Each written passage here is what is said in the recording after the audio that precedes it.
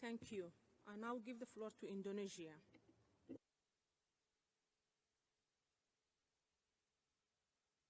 Just to exercise to our right of reply to the statement by Franciscan International at General Debate Item 4.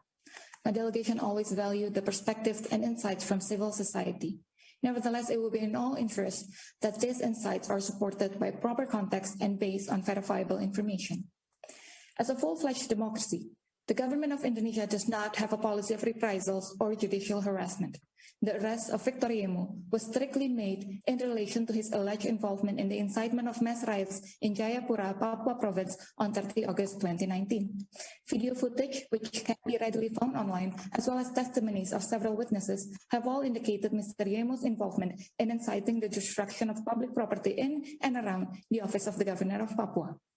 Further, Mr. Yemo's arrest is also based on his advocacy for separatism and succession from the Republic of Indonesia, a clear violation of Indonesia's national laws, international law, as well as the principles enshrined in the UN Charter.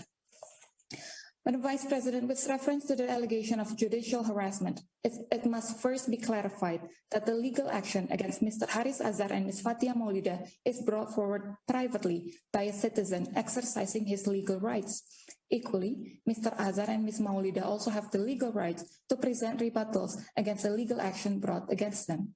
The government of Indonesia, through its robust democratic system, will continue to promote and protect equality before the law and due process of law for all its citizens. Vice President, my delegation also wishes to clarify the issue of displaced persons in Duga Regency in the Indonesian province of Papua. In Duga, critical infrastructure and human development, as well as peace and security, continue to be undermined by unlawful action of armed separatists who have intensified attacks against civilian populations and critical infrastructure since 2018. The fear of exposure to further violence by these armed separatists have driven residents to flee their homes to other villages and cities in this area. It is surprising that the NGO was conveniently silent about the recent murders of health workers and teachers in Duga by armed separatist groups. These appalling acts are indisputable evidence that the separatists disregard human lives to achieve their goal. Due to fear of being exposed to physical harm or even death by the separatists, it is becoming extremely difficult to recruit essential workers such as contractors, doctors, and teachers who are willing to work in the area. Despite these challenges, the government commits to be present and to continue the provision of basic services in all regions.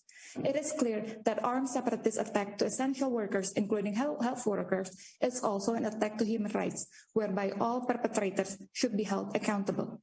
To conclude, Vice President, Indonesia's robust human rights mechanism at the national and subnational levels, including its domestic remedies, will continue to protect, respect, and fulfill the human rights of our people. We are proud of such robust mechanism and are willing to continue to share our good practices in addressing various human rights challenges. I thank you. I thank you. Now I give the floor to Iraq.